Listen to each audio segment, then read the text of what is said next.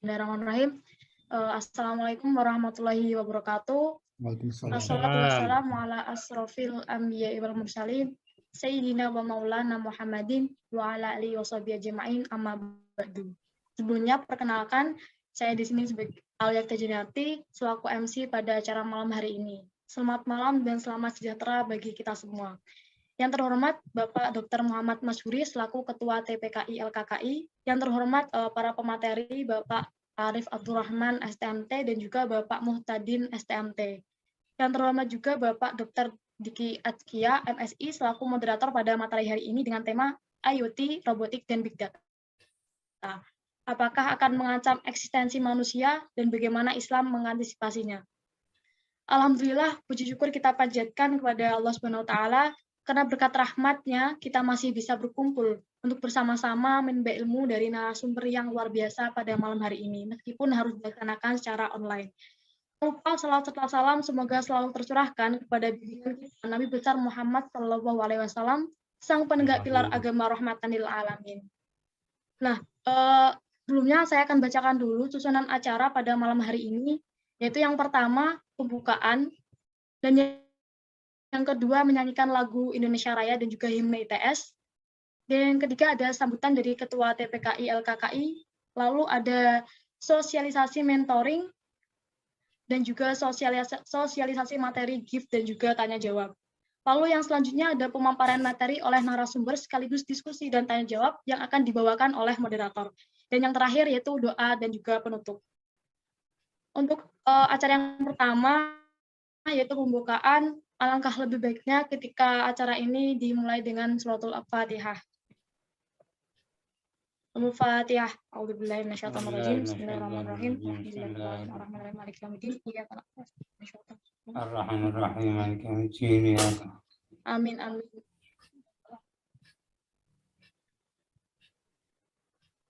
Dan untuk acara yang selanjutnya yaitu menyanyikan lagu Indonesia Raya dan juga himne ITS. Para hadirin dimohon untuk menegakkan duduknya dan juga memute mic-nya agar dapat menyanyikan lagu Indonesia Raya dengan hikmat. Untuk panitia yang bertugas, kami persilahkan.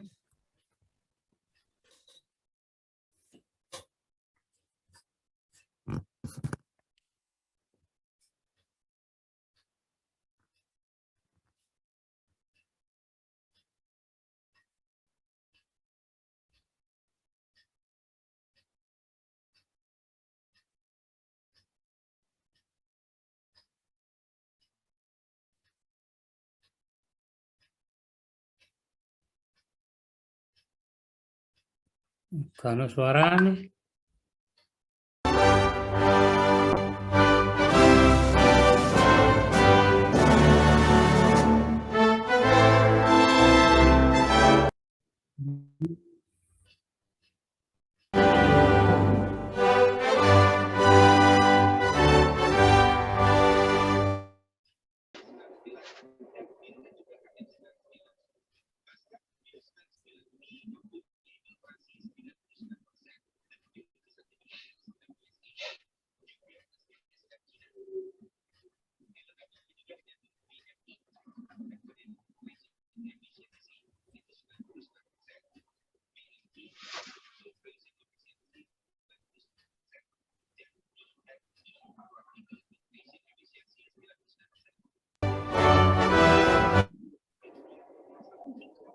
Mdafa tolong di mute ya, Mdafa.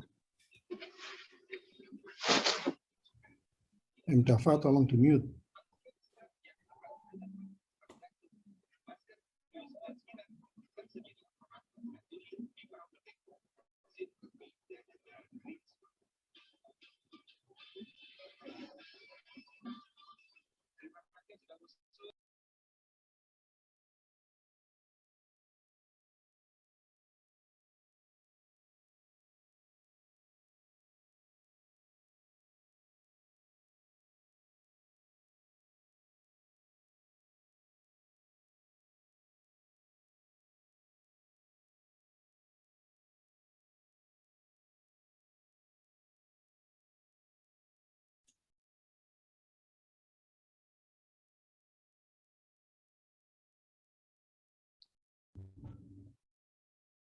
Halo, ini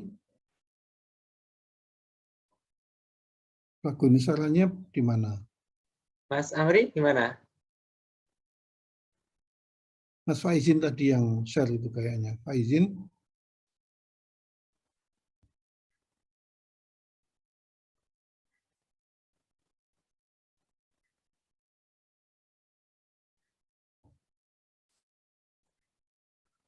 Hmm. Mari lagune iku. enggak, putus hilang. Halo, Mas Faizin.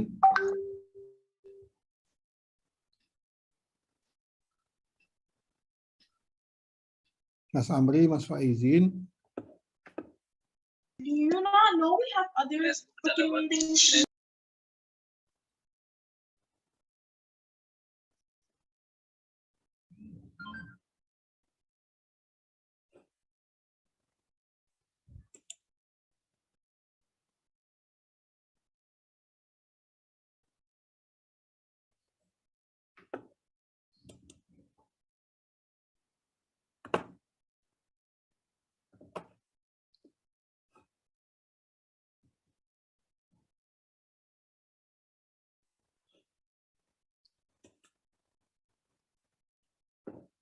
Nggak ada ya? Kalau nggak ada langsung aja mungkin Pak Imam. Barangkali gitu langsung nggak apa-apa.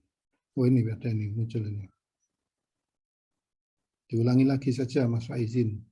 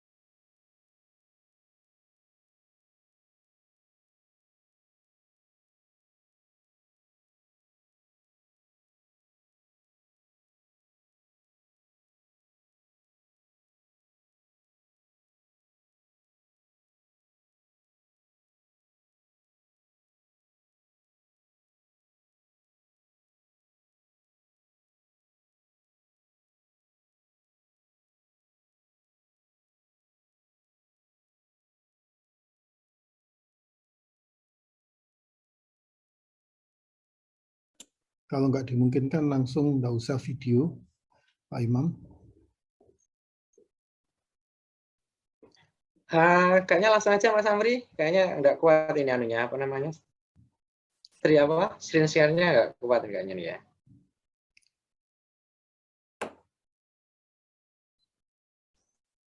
Mbak Aulia, Oke, Pak. langsung Baik, sambutan saja ya. Yeah. baik.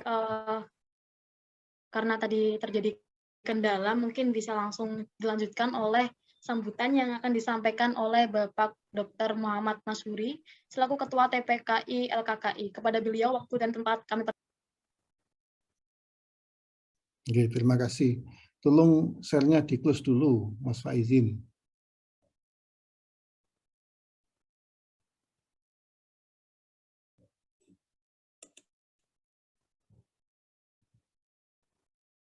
Mas Faizin, share-nya di-close dulu.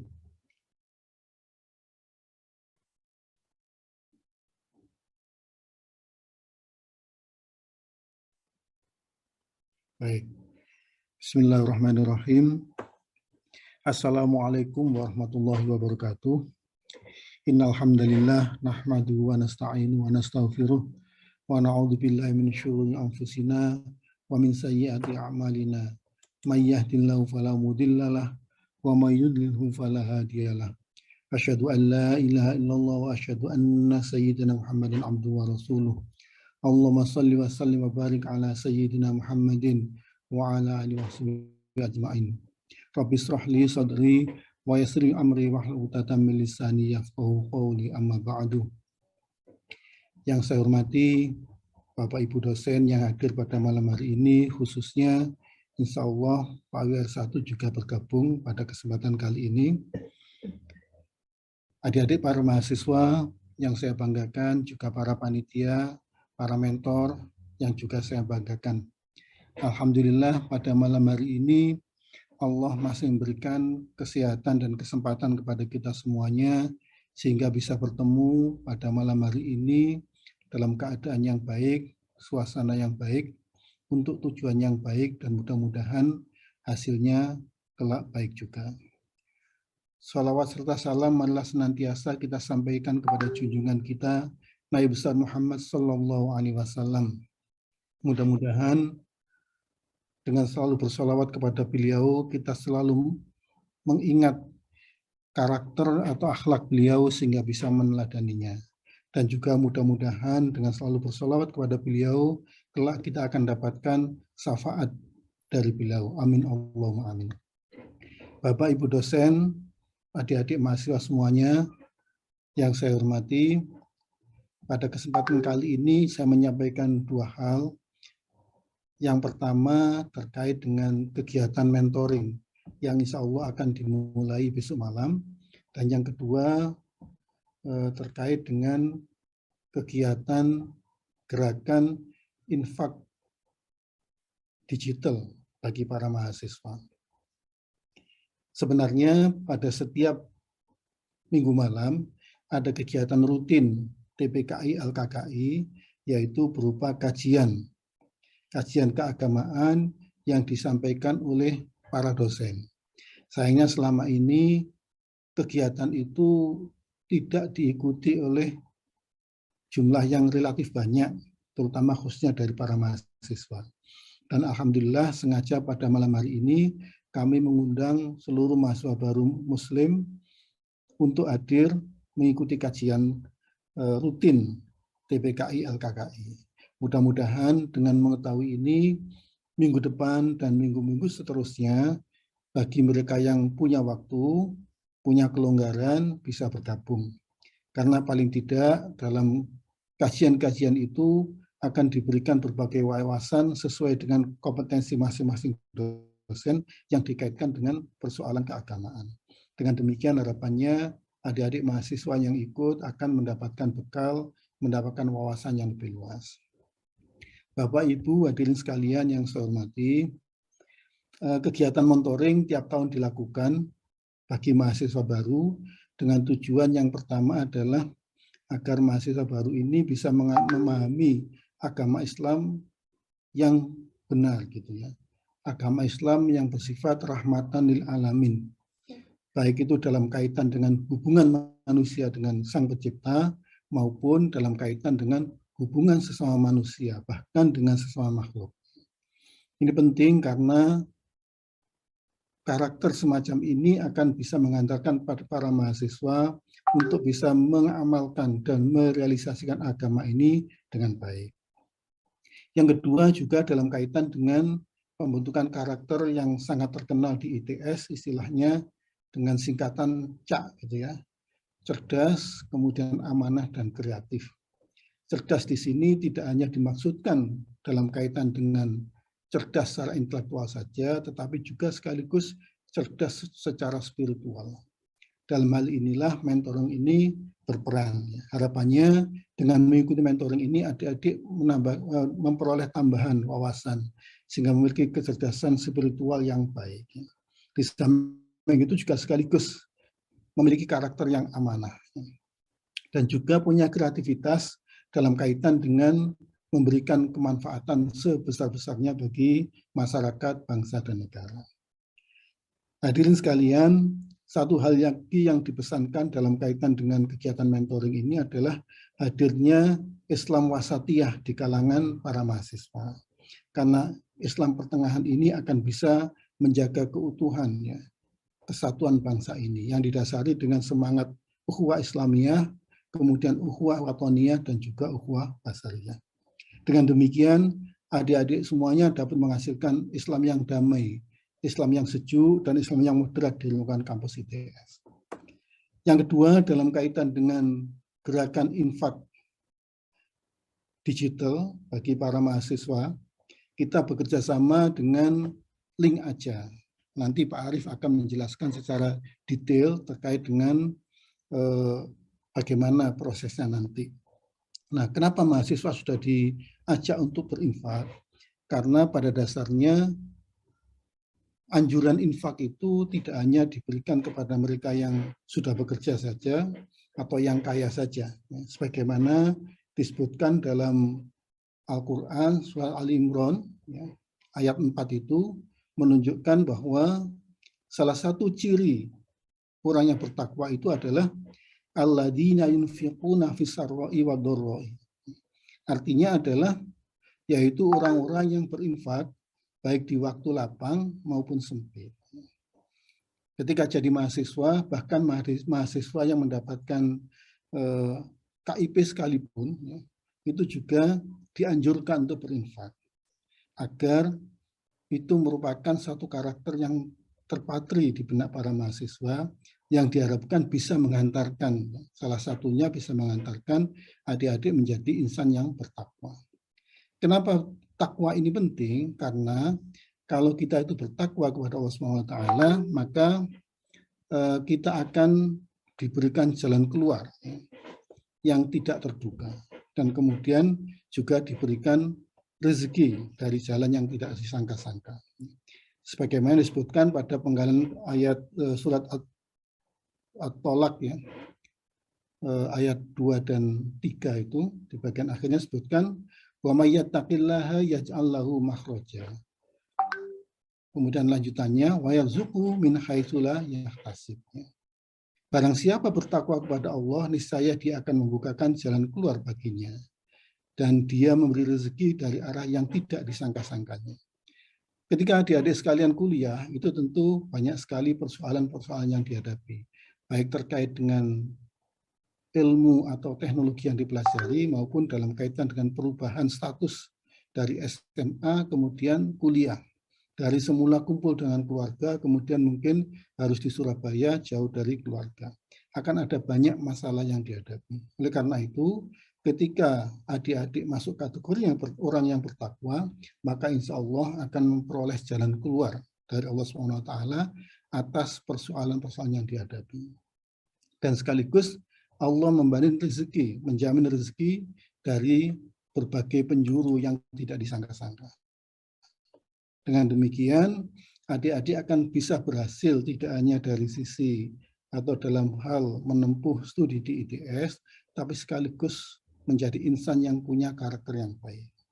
Nah, demikian sekedar sambutan dari saya. Sekali lagi saya sampaikan, mari kita ikuti kegiatan mentoring yang kurang lebih berjalan dalam 2 minggu ini dengan baik. Mudah-mudahan akan mampu mengantarkan adik sekalian menjadi insan-insan yang punya karakter baik, ya, dan juga punya kompetensi yang baik.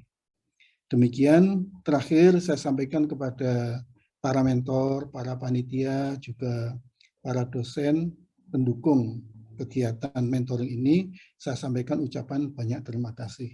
Mudah-mudahan kebaikan Bapak Ibu Saudara dicatat oleh SWT sebagai amal soleh yang diberi pahala yang tiada henti. Demikian, kurang lebihnya mohon maaf. Walafu minkum. Wallahu muwaffiq ila aqwamit thoriq. Wassalamualaikum warahmatullahi wabarakatuh. Waalaikumsalam warahmatullahi wabarakatuh. Baik, terima kasih banyak atas sambutannya dari Bapak Muhammad Masburi. Nah, selanjutnya kita akan ada sosialisasi mentoring yang akan disampaikan oleh panitia yang bertugas. Kepada beliau, waktu dan tempat kami persilahkan.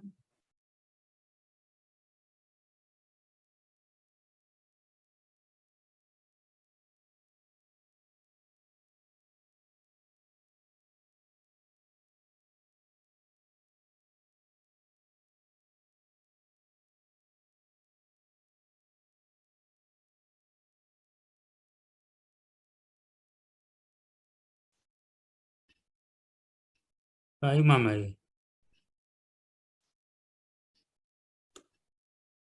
Itu Bapak sosialisasi mentoring yang akan disampaikan oleh panitia.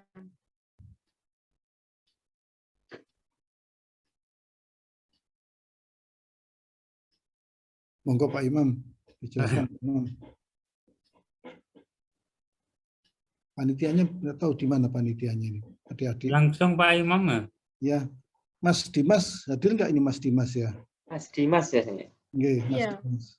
Saya, ya. hadir Bapak di kolom chat.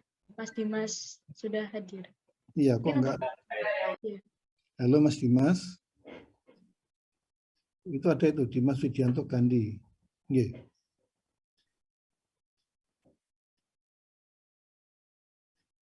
Gangguan jaringan. Silakan Mas Dimas.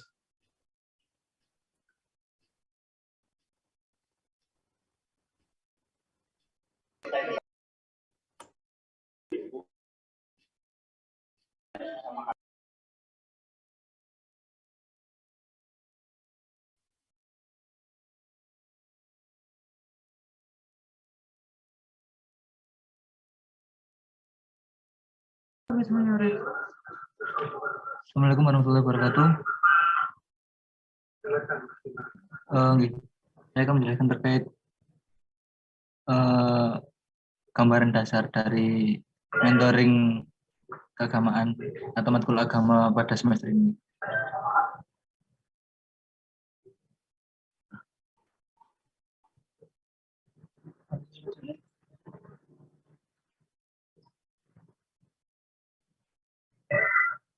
Untuk gambaran umum mentoring,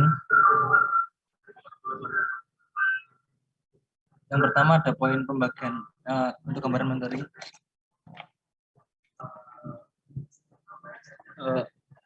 Yang pertama ada pembagian kelompok mentoring, itu dapat diakses melalui link intip.in plotting mente 21. Untuk poin yang kedua, buku panduan mentoring dapat diakses melalui link intip.in panduan materi mentoring.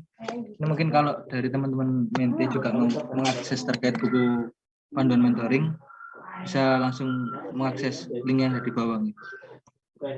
Terus yang ketiga, dapat unjuk teknis mentoring atau juknis, dapat diakses melalui link intip.in teknis kegiatan mentoring 2021. Terus yang terdapat 8 gugus Zoom dan 1 gugus Zoom khususnya mahasiswa IB. Jadi gugus Zoom ini nanti akan dibuat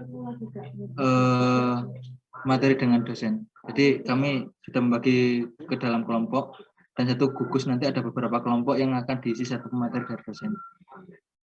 Terus untuk yang kelima, link Zoom dapat diakses melalui intip.in gugus mentoring 21 berdasarkan gugus yang telah ditetapkan oleh panitia. Terus yang terakhir, mentoring dilaksanakan sebanyak 10 pertemuan dengan rincian sebagai berikut: 6 kali mengikuti kajian dengan pemateri dan 4 kali mengikuti mentoring dengan mentor atau sesi pendalaman materi.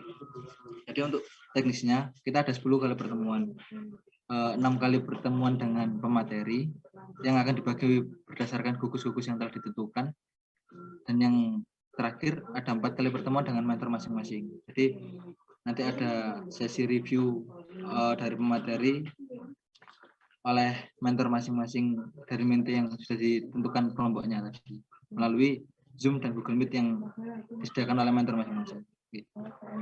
Nah, untuk pembagian gugusnya, untuk yang pertama gugus 1 terdiri dari kelompok laki-laki 1 sampai 7. Untuk yang kelompok perempuan kelompok 1 sampai kelompok 9, berikut sampai gugus 8.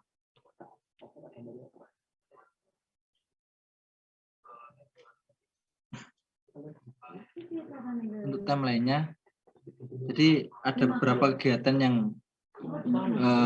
terdapat dalam mentoring semester ini, yaitu ada briefing mentor, ada launching atau gift, ada materi 1, 2, 3, ada pendalaman materi, ada input sim mentoring, ada materi 4, 5, dan 6, dan ada gerakan infak digital. Ini untuk penutupannya.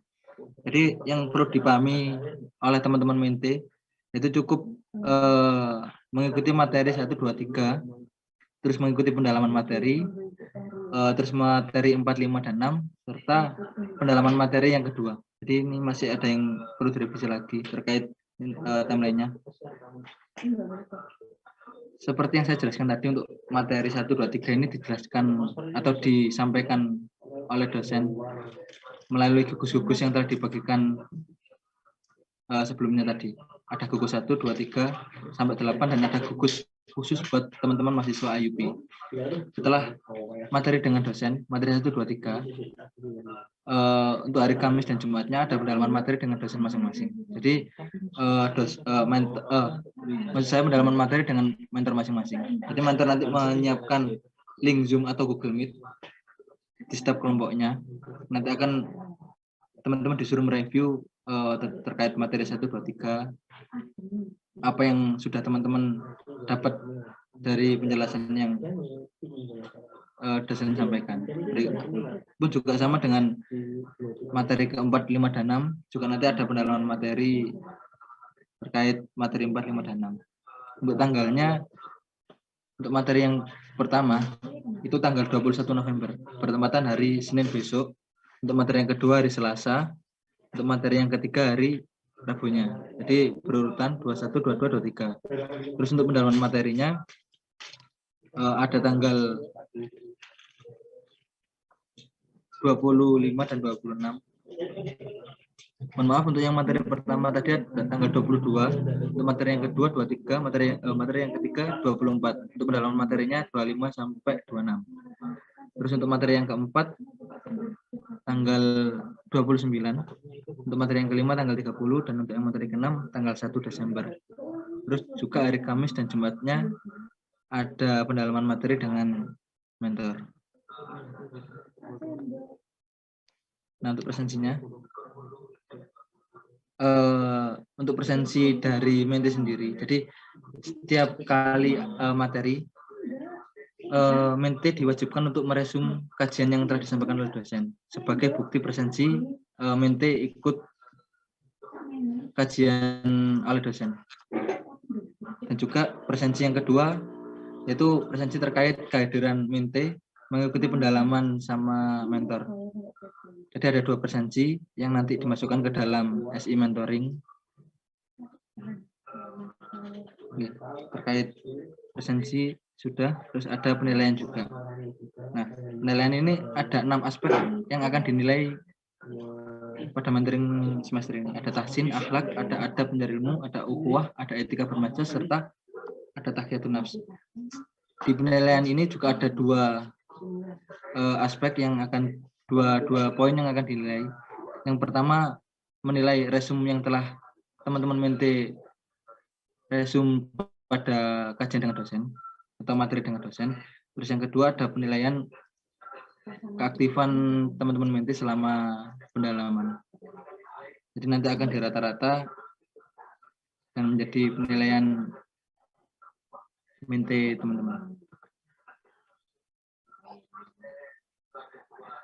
Untuk launching gift-nya,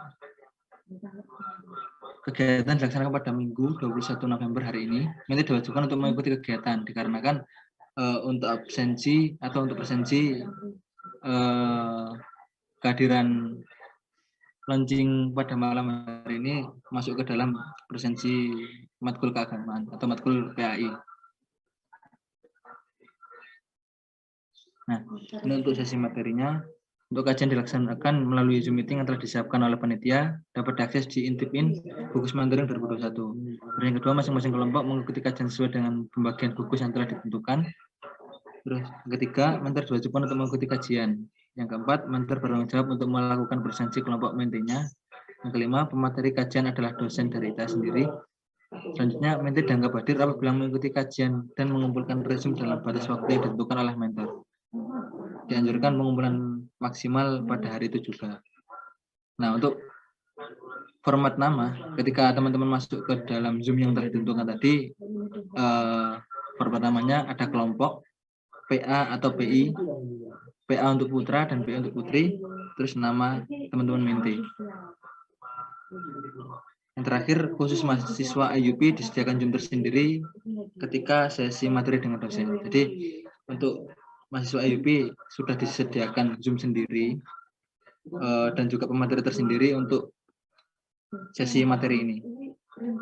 Namun ketika melakukan sesi pendalaman, teman-teman mahasiswa IUP tetap bergabung dalam kelompok yang sudah ditentukan sebelumnya. Seperti itu.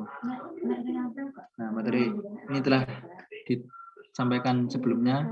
Ada materi mentoring, ada 6 materi di buku panduan mentoring, ada taksin, ada akhlak, ada adab menerima, ukhuwah, ada etika bermasyarakat, dan ada tahiyatun nafs. Nah, ini untuk pendalamannya. Yang pertama, sesi pendalaman dilakukan bersama dengan mentor sesuai dengan waktu yang telah ditentukan. Kedua, mentor dianjurkan untuk memperdalam materi yang sudah disampaikan saat kajian bersama dosen atau saat materi dengan dosen. Terus yang ketiga, setiap sesi pendalaman berjalan maksimal 1 kali 45 menit. Yang keempat, mentor bertanggung jawab melakukan pendalaman sebanyak 4 kali. Yang terakhir, mentor dapat mengambil aspek, presensi, dan nilai dari sesi pendalaman. Seperti yang sudah saya jelaskan di awal tadi, terkait pendalaman dengan mentor masing-masing.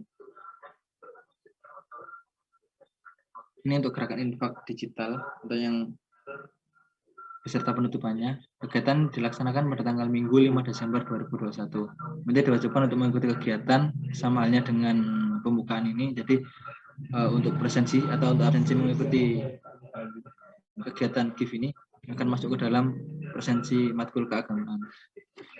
Yang ketiga, mentor diharapkan mengarahkan menti untuk mengikuti kegiatan tersebut dan mengisi presensi pada link tersedia. Terus yang terakhir, pembagian Zoom dibagi berdasarkan berikut.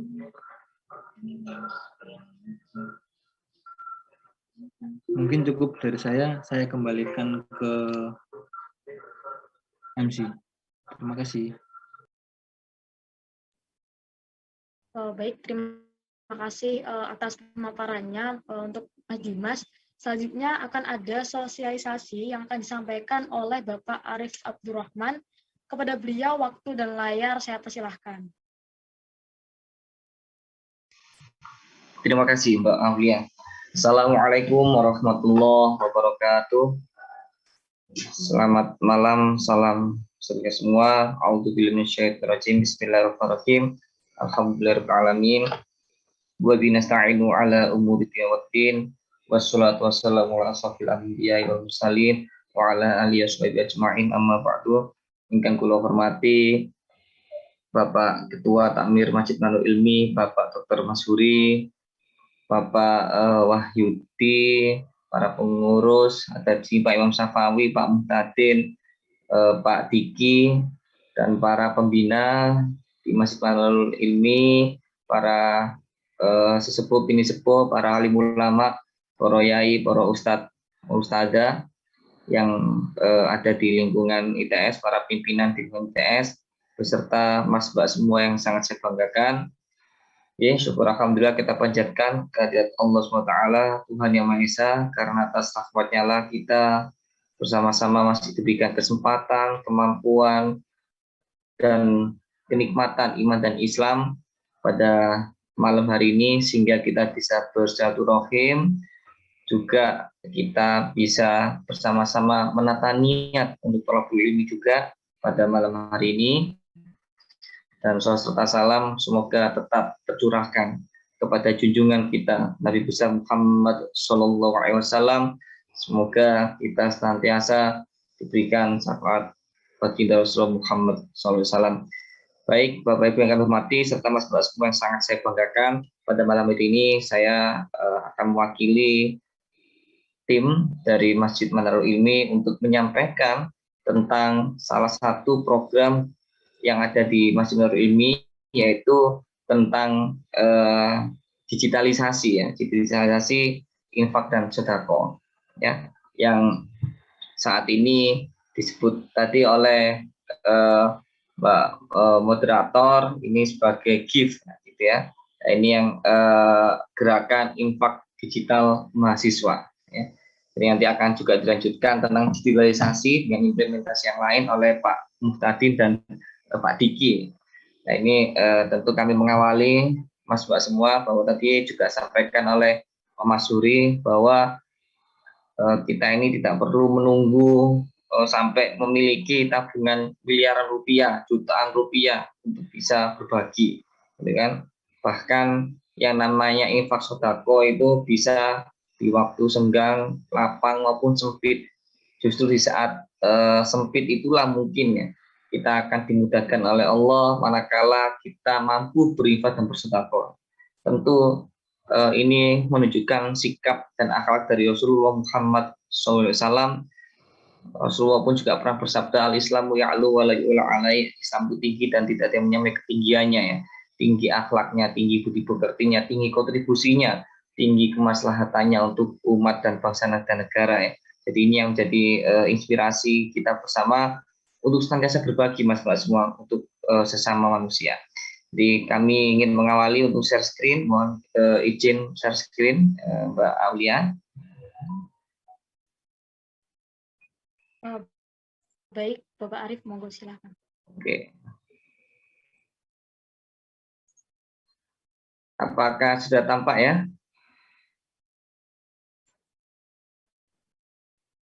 Kalau di layar saya masih loading, Bapak. Durung Mas Arif. Belum ya? Sampun. Nggih. Nggih, jadi Mas Mbak semua bahwa ini kita membuat digitalisasi siswas. Siswas itu apa? Zakat, infak, sodako, dan wakaf. Dan insya Allah di Masjid Manrul ini kita di ITS ini telah melaksanakan seluruhnya. Zakat juga kita laksanakan, infak sodako juga kita laksanakan, bahkan wakaf juga kita laksanakan bekerjasama juga dengan Yayasan Manrul Ilmi ITS. Nah ini tujuannya untuk apa? Membangun ekosistem syariah melalui masjid ya. Jadi kita tahu bahwa Indonesia ini, Mas Mbak semua, ini merupakan negara dan populasi Muslim terbesar di dunia. Dan ini kita sedang bergerak menuju pusat ekonomi syariah terbuka di dunia. Hal ini telah dirilis juga di dalam Global Islamic Economic yang dirilis oleh Dubai Capital Economic dan juga beberapa lembaga yang lain merilis tentang Global Islamic Economy ini. Ya, ini yang tahun terakhir kemarin, alhamdulillah Indonesia meningkat tentang Global Islamic Economic Indicator Score. Jadi skor indikator ini ekonomi yang berbasis Islami yang nanti berimpact global, ini kita mengalami peningkatan Mas Mbak semua. Yang dulu kalau kita lihat di sini sebelah kiri tahun 2018-19 itu kita urutan yang kesekian ya, di 2, 3, 4, 5, 6, 7, 8, 9, 10, urutan 10 di bawah Pakistan dan Kuwait. Alhamdulillah di tahun kemarin rilisnya kita berada di 4 besar, di bawahnya Uni Emirat Arab, Bahrain, Saudi Arabia, dan Indonesia yang keempat. Dan ini tentu akan menjadi potensi dan peluang kita bersama untuk bisa menunjukkan bahwa Indonesia dengan populasi terbesar di dunia muslimnya ini bahkan bisa memberikan impact yang positif bagi masyarakat global ya. Kalau kita lihat di sini ada beberapa indikatornya Mas semua. Jadi ada Islamic Finance, Halal Food, dan lain sebagainya. Ya tentu kalau kita lihat di sini yang paling tinggi memang kita tentang Islamic Finance. Ini karena kita bergerak ke sana, bagaimana kita wa ta'awalu 'alal birri wat taqwa ya, tolong menolong dalam hal kebaikan dan takwa ya, dalam hal keumatan ya. Jadi kita ini memang jadi bangsa yang memiliki kearifan lokal dalam hal gotong royong, dan ini yang kami harapkan di para mahasiswa baru juga khususnya ini juga mulai memupuk kesadaran diri untuk menjadi seorang yang kontributif meskipun masih mahasiswa ya, karena bisa jadi amal perbuatan yang kita laksanakan saat ini yang kecil-kecil itu bisa jadi itu yang nanti akan diterima oleh Allah SWT ya. Jadi ini yang perlu kita tanamkan ya. Jadi meskipun kita punya berapapun, setiap Jumat kita sedekah mungkin, atau bahkan tiap hari berapapun kita masukkan dalam sedekah kita ya.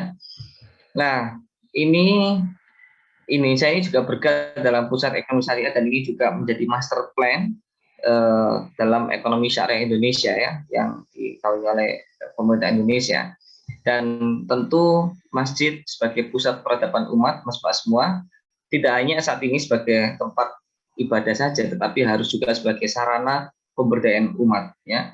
Ini tentu nanti apa yang Anda kontribusikan dalam infak dan sodako di dalam Masjid Manrul Ilmi, ini tentu yang pertama untuk pendidikan dan pengajaran, untuk dakwah dan syiar. Kemudian yang kedua adalah untuk pemberdayaan ekonomi umat ya. Terus yang ketiga adalah menyelesaikan problematika umat ya, fungsi pelayanan. Jadi 3 fungsi utama ini nanti akan kita lakukan juga di dalam Masjid Manrul ini, sehingga sudah barang tentu apa yang Anda sedekahkan, apa yang Anda infakkan, dan bahkan mungkin apa yang Anda wakafkan misalnya, ini nanti akan menjadi amal jariah yang insya Allah nanti akan menjadi hal yang terus mengalir manakala kita nanti wafat.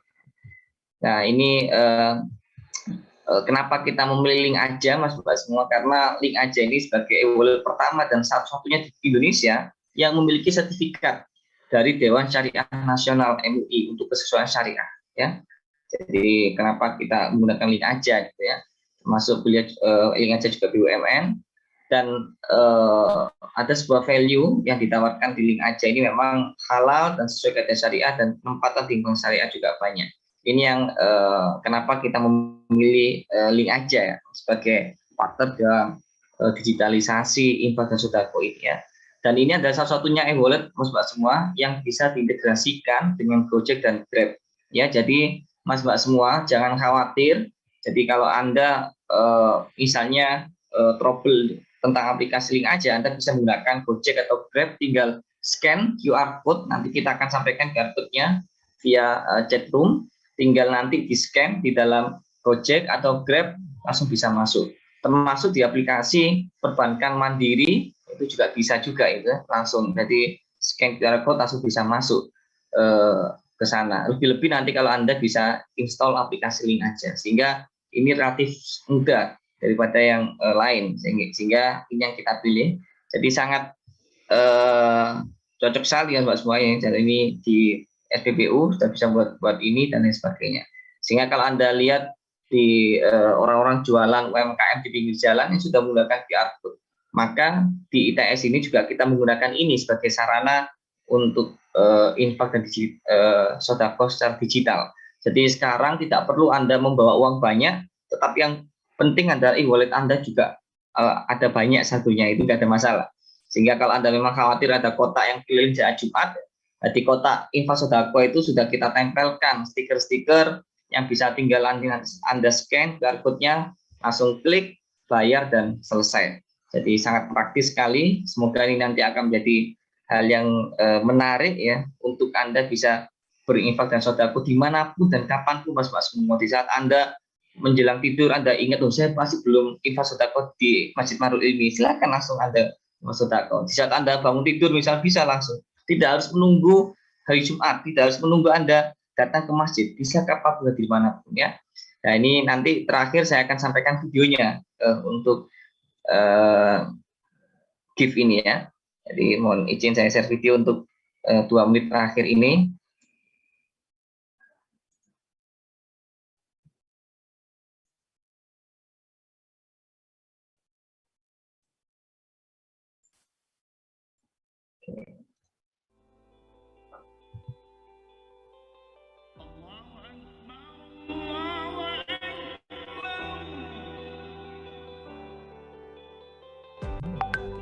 Menurutmu, apa salah satu kata yang paling indah yang pernah kamu dengar? Berbagi? Dalam hidup ini, berbagi kepada sesama dapat memberikan jiwamu rasa damai. Berbagi dengan tulus tanpa pamrih akan menumbuhkan perasaan sukacita di hati. Berbagi itu memanglah indah, karena kau tahu, berbagi itu mudah. Semudah bercengkrama bersama teman di kala gundah. Semudah membantu kawan sedang kesulitan. Semudah menyisihkan sedikit harta untuk yang lebih membutuhkan. Apalagi sekarang, berbagi dapat kamu lakukan hanya dengan satu sentuhan. Hidup ini terlalu singkat untuk kamu nikmati sendiri. Karena itu, ketika kebahagiaan menghampiri, janganlah lupa untuk berbagi.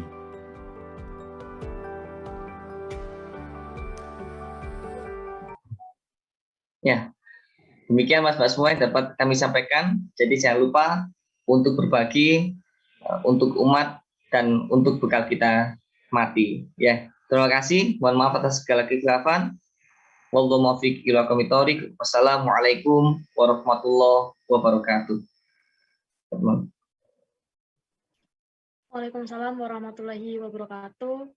Nah, mungkin tadi sosialisasi yang dapat disampaikan oleh Bapak Arif. Nah, mungkin bagi teman-teman di sini yang masih ada yang dibingungkan, boleh banget nih ditanyakan sama Bapak Arif. Silakan teman-teman.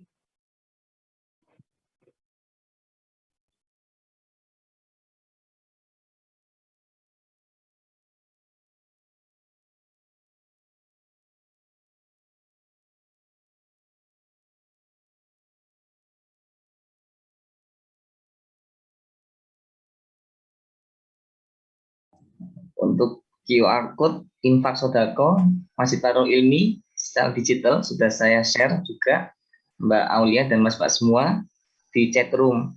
Ya, silakan bisa dicek, langsung coba scan QR code, langsung di scan, pay, and finish, selesai. Nah, tinggal hanya 3 klik saja ya Mas Pak semua. Monggo jika ada yang ditanyakan kami persilakan. Monggo Mbak Aulia. Sambil nunggu pertanyaan, saya mau Ya, silakan kasih informasi teman-teman. supaya lebih jelas ya. Jadi nanti tanggal 5 Desember itu kita akan melakukan gerakan bersama, ngisi bersama-sama. Oleh karena itu nanti para mahasiswa baru terutama nyiapkan uangnya, aplikasi link aja diinstal dulu, siapkan uangnya ya di aplikasi itu, kemudian pada tanggal 5 itu kita buat gerakan melakukan bersama-sama. Sekarang pun boleh, dikatakan Pak Arif tadi ya, melakukan sekarang juga boleh, tapi nanti ada gerakan itu, kita juga ingin melihat seberapa jauh kepedulian mahasiswa baru terhadap kesempatan untuk berkontribusi kepada mereka yang membutuhkan. Gitu nggih. Jadi tolong diingat, nanti tanggal 5 itu ada gerakannya, kita mulai, kemudian setelah itu masing-masing dipersilakan untuk melaksanakan secara rutin sesuai dengan kemampuannya. Terima kasih, Mbak Aulia. Baik, nah mungkin itu tadi ada informasi penting dari Pak Muhammad Masyuri, dan juga teman-teman bisa langsung coba di-scan barcode-nya, itu teman-teman QR-nya. Bisa dicoba dulu, jadi nanti kalau misalkan ada yang ditanyakan atau terjadi kendala bisa langsung ditanyakan ke Bapak Arif Abdurrahman ini.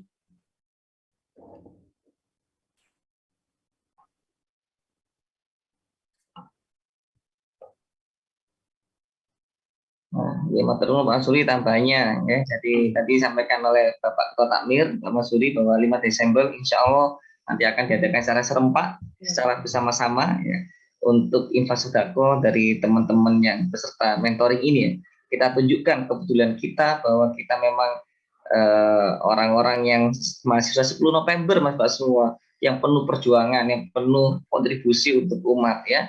Nah, ini silakan Anda coba. Jadi pemanasan dulu sebelum tanggal 5 Mas Pak semua ya, coba dulu ya. Misalnya 5.000, 10.000, nanti berangsur tanggal 5 sudah bisa mungkin 100.000 ya, alhamdulillah kayak gitu ya.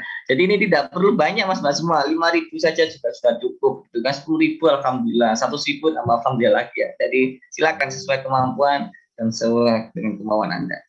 Ya. Oke. Kalau nggak ada bisa langsung Mbak Aulia. Nggak bisa langsung katanya. Ya, langsung diskusi mungkin nanti ya. Baik, terima kasih disampaikan kepada Bapak Arif Abdurrahman atas penyampaiannya terkait materi GIFT ini. Nah, mungkin selanjutnya kita masuk ke pemaparan materi oleh narasumber sekaligus diskusi tanya jawab dengan moderator Bapak Diki Askia. Nah, mungkin kepada Bapak Diki Askia kami persilahkan. Terima kasih. Assalamualaikum warahmatullahi wabarakatuh. Waalaikumsalam warahmatullahi wabarakatuh. Kalau saya sudah jelas, Mbak Aulia. Sampun jelas, Bapak. Terima kasih. Jadi acara berikutnya ini adalah akan ada kajian dari Pak Muhtadin, salah satu dosen di ITS yang bidang penelitian tentang robot. Jadi ini sangat menarik, mungkin terutama bagi adik-adik mahasiswa barangkali untuk menekuni robot di ITS yang nasional maupun internasional, maka yang bisa mengikuti Pak Muhtadin, itu Pak Muhtadin ya. Nah, untuk topik malam ini juga menarik sekali. Jadi hubungan antara teknologi dan Islam, yaitu IoT, robotik, dan big data, apakah akan mengancam eksistensi manusia, bagaimana Islam akan mengantisipasinya. Nah, untuk menyingkat waktu, mungkin bisa dimulai untuk waktunya, karena ini sudah 20.35, mungkin kira-kira sampai jam 9 Pak Muhtadin ya, jam 9-an ya. Nah, oke. Terima kasih. Monggo Pak Muhtadin. Baik, Assalamualaikum warahmatullahi wabarakatuh. Alhamdulillahirabbil alamin, wassalatu wassalamu ala asyrofil anbiya'i wal mursalin, Sayyidina Muhammadin wa ala alihi wasallim. Yang terhormat dumateng Pak Masuri, Pak Wahyudin, Pak Arif, Pak Imam, Pak Ciki, dan semuanya nggih, mungkin saya tidak bisa sebut satu persatu, serta mahasiswa yang hadir pada acara ini. Alhamdulillah kita bisa bertemu pada acara ini. Sholawat serta salam kita sanjungkan kepada Nabi Muhammad SAW. Baik, perkenankan kula untuk share screen.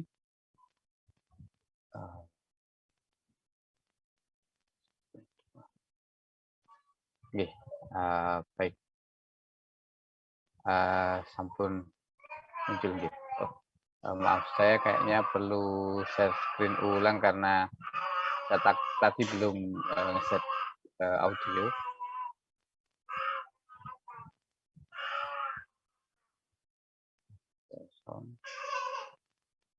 Oke,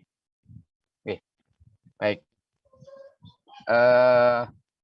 Perkenankan saya untuk membawakan judul tentang IoT, robotik, dan big data yang merupakan area riset atau area yang lagi in sekarang. Kemudian saya hubungkan apakah nantinya akan mengancam eksistensi manusia. Bisa saja apa yang saya sampaikan ini karena masih hanya sekedar menduga-duga, bisa saja benar, bisa saja salah. Tapi nanti kita bisa lanjutkan di diskusi.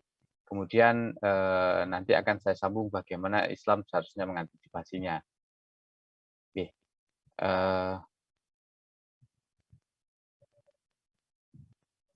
Nama saya Muhtadin, saya mengajar di Teknik Komputer. Kemudian seperti yang sudah disinggung tadi sebagai pembina unit kegiatan mahasiswa robotika ITS dan pembimbing tim IJRO, serta saya aktif di bidang robotik, IoT, dan embedded system, dan yang sekarang sedang mengembangkan iCar, iBot, Raisa, dan IJRO.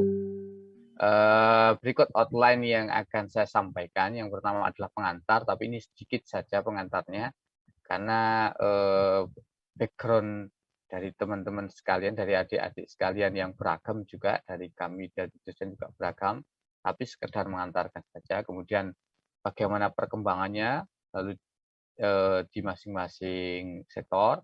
Kemudian nanti kita bahas apakah itu sebuah ancaman, lalu bagaimana antisipasi yang perlu dilakukan. Oke, baik, pengantarnya yang pertama sebenarnya membahas tentang IoT. Apa itu IoT? Kalau kita lihat di judul ini, ada IoT.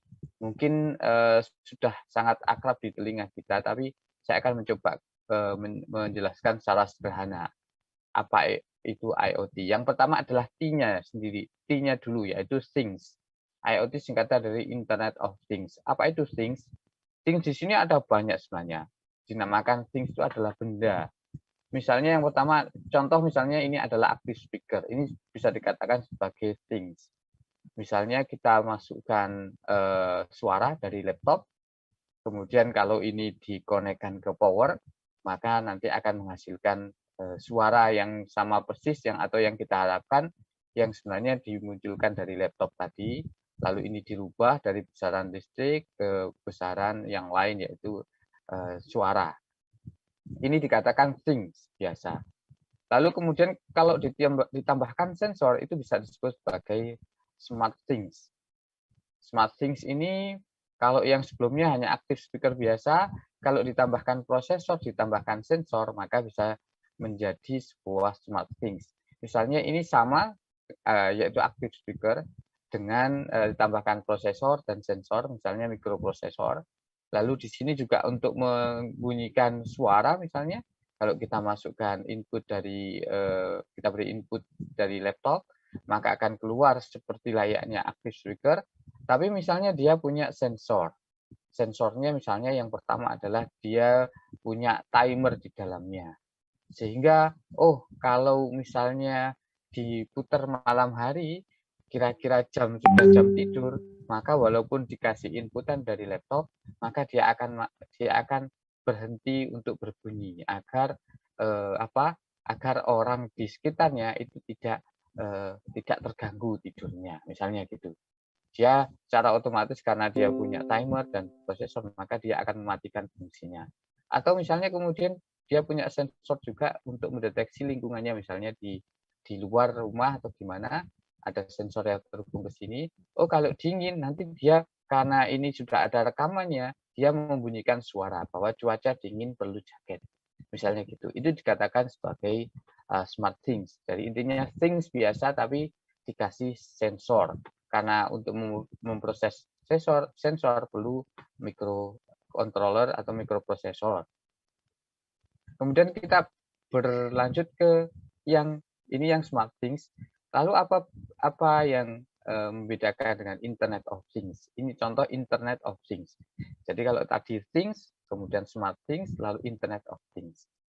Kalau Internet of Things sama, misalnya sama sebuah active speaker, tapi ini harganya mahal. Ini misalnya dari Amazon. Misalnya, dia di dalamnya ada prosesor, ada sensor, kemudian ada jaringan, dia terhubung ke jaringan dan terhubung ke internet jaringannya. Jadi, misalnya ini sama karena fungsinya sebagai active speaker. Kalau dikasih inputan dari laptop, misalnya, maka akan memberikan suara seperti yang diharapkan, seperti layaknya active speaker, tapi di balik itu dia terhubung ke internet dan terhubung macam-macam sehingga bisa seperti ini. Misalnya dia ada orang, dia bisa mengenali orangnya, lalu pas ngomong misalnya Alexa turn on the kitchen light, Alexa tolong matikan lampu di dapur, maka ini akan terhubung ke Alexa service bisa di Amerika sana atau di Indonesia, lalu kemudian ke AWS, nanti di cloud-nya AWS, nanti juga cloud-nya AWS terkoneksi dengan smart light, smart lamp, jadi lampu yang smart, dia terhubung ke jaringannya AWS di Amazon, nanti dia akan mematikan. Jadi untuk mematikan dapur saja, itu perlu muter dulu ke Amerika, nanti dia karena di sana sudah terkoneksi dengan device di sini, maka bisa mematikan di sini.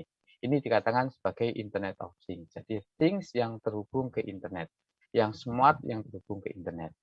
Oke, itu pengantar ringkas tentang Internet of Things. Selanjutnya saya bahas ringkas juga untuk artificial intelligence karena nanti akan digunakan untuk membangun apa itu big data dan lain sebagainya. Artificial intelligence atau AI itu sebenarnya meniru saraf manusia.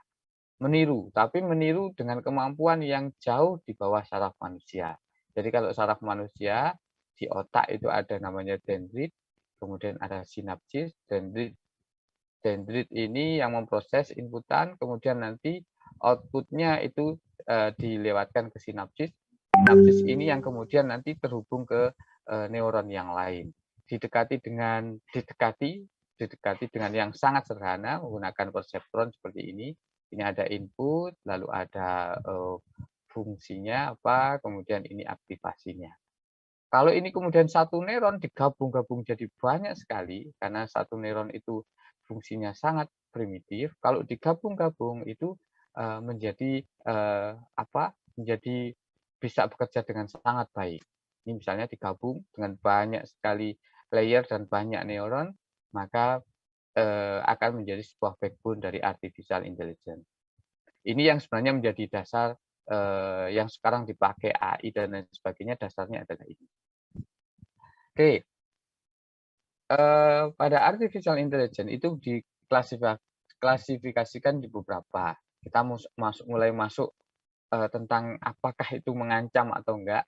Jadi artificial intelligence itu diklasifikasikan menjadi tiga jenis. Yang pertama adalah ANI, Artificial Narrow Intelligence, di mana di sini membuat mesin pintar yang bisa menyamai atau melebihi kemampuan manusia, tapi hanya pada satu tugas khusus. Misalnya mobil otonom atau dia asisten pengemudi itu di atas ini.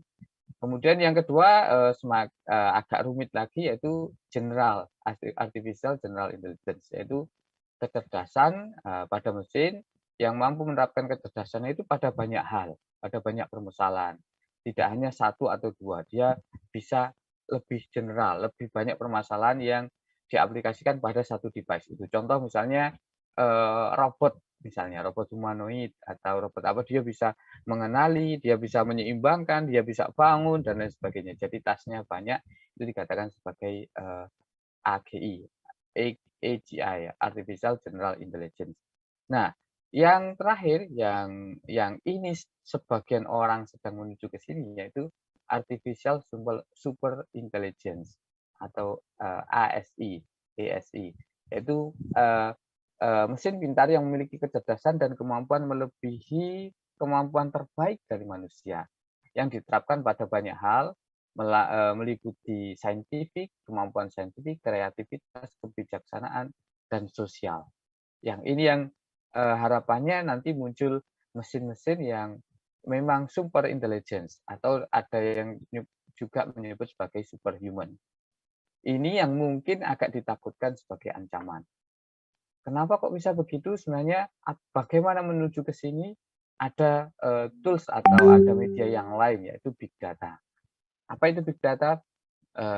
Sebagai pengantar juga dikatakan big data itu sebenarnya adalah data yang besar. Besar apa? Secara umum dikatakan memenuhi kriteria big itu ada 4 V, yaitu volume, velocity, variety, dan veracity. Ringkas saja, volume berarti datanya memang sangat besar. Velocity yaitu kecepatan datanya, kecepatan atau pertumbuhan datanya itu sangat besar, pertumbuhannya sudah datanya besar, pertumbuhannya juga cepat.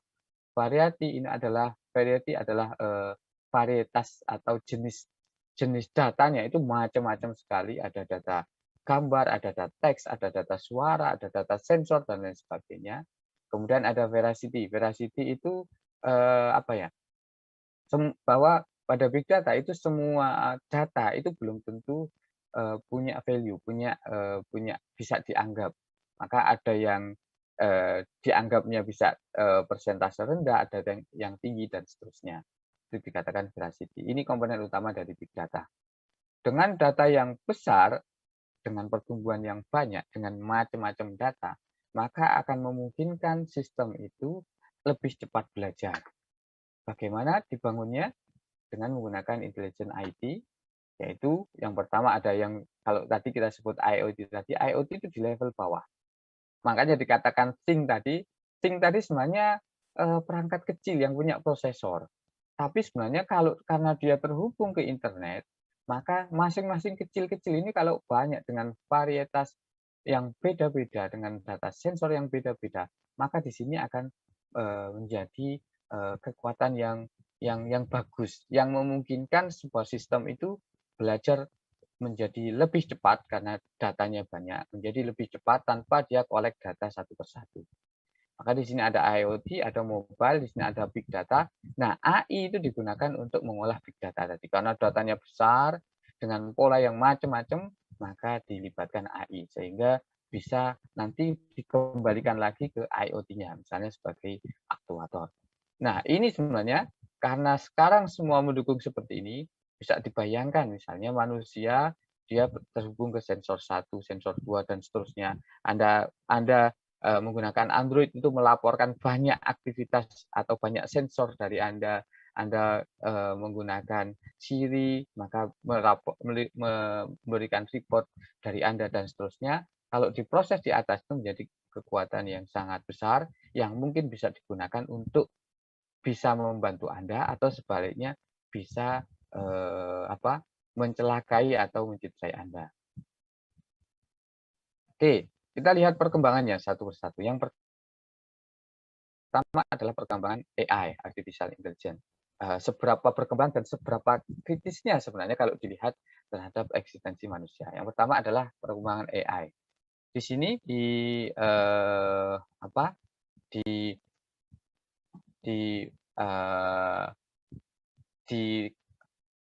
para periset tentang AI ada yang namanya ImageNet. ImageNet ini adalah data citra. Citranya sekarang sampai 14.197.122 citra. Besar sekali. Bayangkan Anda punya gambar segini, berapa ukurannya? Banyak sekali. Dengan di situ ada dilabeli berbagai macam. Sebagai contoh misalnya di sini ada kucing, ada mobil, itu semua dilabeli. Dari situ kemudian bisa digunakan untuk belajar, untuk menciptakan program yang bisa belajar. Nah, kita bandingkan sekarang seperti apa. Dulu pada tahun 2010, program yang atau mesin learning, mesin yang bisa belajar, itu mampu mengenali semuanya, semua image ini, itu dengan tingkat error rate, itu 28%. Kemudian 2011 25,8%. Kira-kira diproyeksikan baru akan yang merah ini adalah kalau misalnya manusia dicoba disuruh mengenali itu errornya sekitar segini. Errornya ini semakin ke bawah semakin baik. Ini manusia, batasnya manusia. Diproyeksikan itu nanti masih jauh di 2025 kemungkinan baru akan mendahului manusia. Ternyata karena hardware-nya itu berkembang sangat baik, ternyata nggak lama. Ternyata di tahun 2015 sebelum 2015 itu mesin yang ada sekarang banyak algoritma yang ada sekarang itu sudah bisa melebihi manusia dalam hal akurasi. Ini di 2015 manusia sudah kalah. Karena manusia itu punya capek, punya bosen dan lain sebagainya sehingga dia bisa tidak konsentrasi untuk mengenali, tapi mesin tidak. Sehingga dia sudah kalah di sini. Semakin lama ini semakin bagus, mungkin sekarang sudah errornya sudah jauh lebih kecil lagi. Yang pertama. Yang kedua, karena tadi ada banyak sensor yang terhubung ke internet, ke big data, kemudian diproses menggunakan AI. Kalau kita gabungkan antara AI yang di atas dengan IoT yang di bawah, misalnya ini di Cina, isunya seperti ini, tapi saya kurang yakin apakah memang seperti ini. Ini orang bisa langsung dideteksi, orangnya siapa, namanya siapa, terus bagaimana dan seterusnya. Kalau sudah tahu ID-nya, maka semuanya bisa diketahui. Makanya nanti kalau misalnya ini bayangan saja, kalau misalnya sebuah sistem yang itu memang Anda dianggap sebagai ancaman, maka kita semua bisa memang dilawan jadinya, karena semuanya bisa mengenali. Orang saja akan sulit mengenali, tapi kalau mesin kemungkinan akan lebih tepat untuk mengenali. Itu di AI. Kalau di robot lebih agak mengkhawatirkan lagi. Misalnya ini kita lihat distribusi robot yang terpasang semakin lama semakin banyak, terutama di Cina semakin lama semakin banyak. Saya percepat saja. Dan dampaknya adalah menurut survei dari MIT Sloan di US bahwa satu robot diaplikasikan di industri itu akan menggantikan 6 tenaga kerja. Jadi yang tergantikan dengan satu robot itu 6 tenaga kerja harus berhenti atau pokoknya sudah tidak mengerjakan itu. Jadi satu robot bisa menggantikan 6 orang. Kemudian survei dari dua Oxford Economic Review pada tahun 2030 itu 20 juta lapangan pekerjaan akan digantikan oleh robot. Kalau yang sekarang banyak sekali kita lihat, dulu tol itu ada yang jaga, sekarang sudah digantikan. Bukan oleh robot tapi bagian dari robot. Banyak sekali. Bahkan sekarang ngepel itu bisa robot dan lain sebagainya. Termasuk juga di industri yang dulu angkat-angkat maka akan nantinya akan digantikan oleh robot. Akibatnya adalah karena robot ini dia bisa bekerja siang malam tanpa capek, bahkan kalau berhenti itu malah rugi karena untuk start lagi itu perlu konfig macam-macam sehingga robotnya tidak boleh berhenti sehingga upah itu akan turun. Karena manusia akan melawan robot maka upahnya akan turun. Menurut survei dalam satu robot per 1.000 pekerja, jadi kalau mengaplikasikan satu robot di 1.000 pekerja, maka turunnya upahnya itu agak sampai 0,42%. Kemudian model bisnis yang ada pada beberapa sektor akan mengalami disrupsi, kemudian upah tenaga ahli dan tenaga bukan ahli itu akan timpang. Kita lihat sendiri, yang enggak tenaga ahli misalnya angkat-angkat gitu saja, itu gajinya jauh lebih rendah dengan yang ahli, misalnya ahli di bidang back end atau developer yang lain, maka dia akan sangat tinggi. Ini baiknya. Jadi yang jelas dari sini efeknya akan jauh. Kenapa bisa begitu? Sebenarnya kenapa kok robot bisa sangat masif digunakan? Yang pertama adalah karena hardware-nya sekarang jadi lebih maju. Kalau dari sisi hardware, prosesor, itu sebenarnya dulu kita sangat mengandalkan CPU. CPU ini sifatnya dia kuat, kuat itu maksudnya powerful, kemudian bisa memproses general, tapi membuatnya itu nggak bisa banyak. Dan prosesnya itu harus berurutan. Maka sekarang muncul GPU. GPU ini adalah Graphical Processing Unit yang sebenarnya digunakan untuk grafis, tapi sekarang karena dia sifatnya itu banyak sekali core-nya, maka bisa digunakan untuk proses lebih cepat, untuk belajar, untuk membuat sistem atau robot itu belajar lebih cepat dengan menggunakan GPU. Sekarang masih di sini aja sudah cepat. Nantinya sebenarnya untuk mengejar efisiensi, pasti GPU akan ke bawah lagi, ke FPGA. FPGA ini sudah mulai, tapi belum semasif GPU. Kemudian FPGA ASIC ini akan ke sini. Sampai nanti mungkin yang memang IC yang benar-benar custom itu akan jauh lebih cepat. Ini masih di sini saja kita sudah ada beberapa robot yang banyak sekali menggantikan tenaga kerja. Apalagi kalau sampai di sini, nggak tahu seperti apa. Ini perbandingan GPU, sekarang yang masih banyak digunakan GPU belum sampai ke level bawah, tapi mungkin sudah mulai. Ini sampai yang sekarang Quadro RTX sudah ukuran gigaflopsnya sekian. Jadi kemungkinan nanti akan GPU lalu berpindah ke FPGA dan seterusnya. Jadi ini kenapa kok robot berkembang cepat? Karena didukung oleh kemajuan elektronik, mikroprosesor, baterai, jaringan komunikasi. Karena sekarang banyak robot servis atau robot apa yang sebenarnya melayani, tapi dia karena belajarnya itu, kalau kita kan belajar terhadap lingkungan kita sendiri. Kalau robot tidak, karena robot sekarang sudah terkoneksi ke internet, maka robot itu belajarnya bareng-bareng. Jadi ada banyak robot, nanti dilaporkan ke internet, nanti hasil belajaran di internet itu di feedback-kan lagi ke robot, sehingga robotnya bukan hanya belajar dari lingkungan sekitarnya, tapi karena dia belajar bersama dengan robot yang lain, jadi lebih cepat. Kita seperti kalau kita belajar kelompok, jauh lebih cepat dibanding belajar sendiri. Kemudian kemampuan robot berkembang karena ada AI dan machine learning. Kemudian karena Cina itu lagi gencar-gencarnya mewujudkan made in China. Baik, saya lanjutkan. Tantangan ke depan berdasarkan sejarah, walaupun dulu kita sudah pernah kejadian kayak gini sebenarnya. Dulu ada revolusi industri, di mana dulu tenaga itu semuanya dari manusia, kemudian digantikan oleh mesin uap. Dulu pasti ada penolakan juga, dan pasti ada yang melawan. Tapi ternyata manusia tetap bisa eksis. Karena waktu dulu, kalau dulu angkat-angkat misalnya, maka kemudian beralih ke sektor jasa. Namun ternyata kalau yang sekarang, sektor jasa itu juga sudah mulai digantikan oleh robot. Misalnya healthcare, retail, hospitality, transport, itu kemungkinan akan diambil alih juga oleh robot. Kalau dulu kita bisa lari ke sektor jasa yang pekerjaan fisik dikerjakan robot, sekarang tidak. Robot pun akan ke sektor jasa. Nah, ini kita lihat bagaimana kalau robot melawan manusia, ada beberapa. Yang pertama adalah AlphaGo, ada namanya Lee Sedol, ini orang Korea, dia juara permainan Alpha namanya. Kalah oleh mesin, yaitu AlphaGo. Dengan telak, kalah telak. Yaitu AlphaGo menang 2 dari 5. Ya, sementara Lee Sedol itu tidak menang sama sekali, berarti 3-nya draw. Tapi ini sudah dikembangkan lagi banyak. Ini dia menang 2 kali, yang ini juara dunianya itu tidak menang.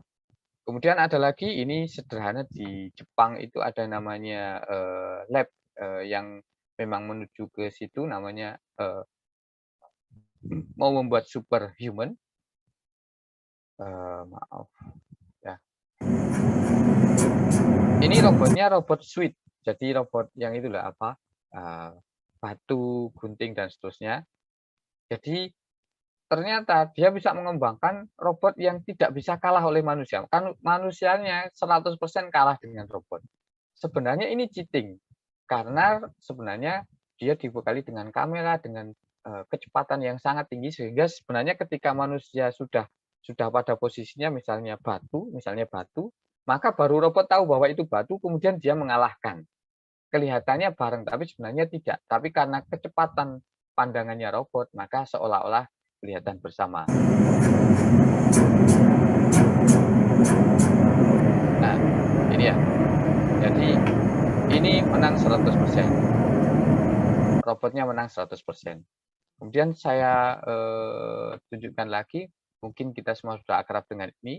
Ini robot dari dulu MIT, kemudian membuat startup yang lain, yang baru, namanya Boston Dynamics. Kita lihat sudah sampai seperti ini mekanikalnya.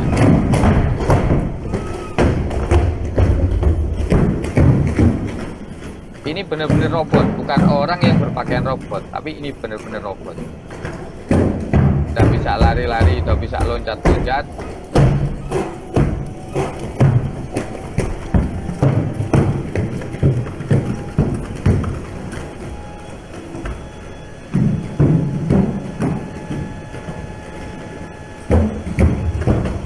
Bahkan nanti bisa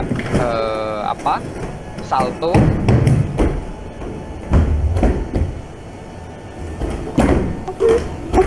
Ya, sampai salto seperti ini. Ini benar-benar mesin seperti ini. Saya pun yang sampai umur sekarang itu belum bisa salto. Robotnya sudah bisa salto. Apakah itu sebuah ancaman? Kita lihat sebenarnya. Belum tentu. Memang kayaknya seperti itu, tapi sebenarnya belum tentu. Pertama kita lihat bahwa seperti robot parkour tadi, sebenarnya dia robot parkour itu namanya Atlas, tidak sehebat yang ada di video tadi. Memang di video seperti itu, tapi sebenarnya tidak sehebat itu. Dia masih memerlukan banyak sekali setting lingkungan, jadi lingkungannya harus benar-benar spesifik, sampai warnanya diatur dan lain sebagainya, dan memerlukan banyak waktu untuk membuat gerakan, dan seringkali rusak mekanik. Kelihatannya aja kayak gitu, tapi padahal dia sebenarnya lemah. Ternyata bahwa kesimpulannya adalah usaha yang diperlukan untuk membuat robot bisa tampil seperti itu jauh lebih banyak dibanding peran robot terhadap kita. Jadi robot sendiri pun sebenarnya untuk hidup itu perlu banyak effort dari kita. Jadi kemungkinan tidak semengerikan itu ancamannya. Ini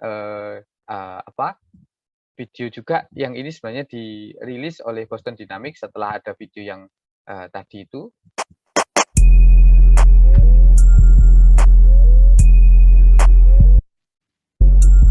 Nah, ternyata kayak gini.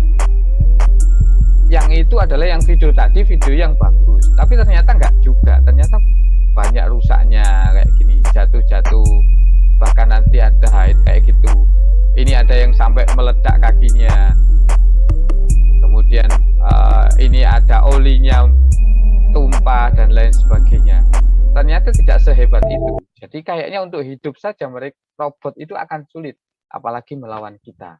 Tapi apakah seperti itu? Kita lihat lagi yang lain. Ini contoh lagi adalah ini riset di 2017. Memang robot dan manusia itu akan menang robot kalau lingkungannya sangat-sangat ideal.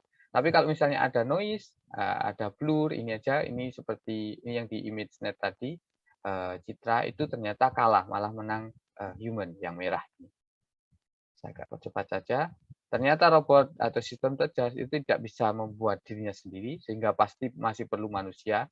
Jadi kalau pasti perlu manusia, tidak mungkin bisa melawan kayaknya.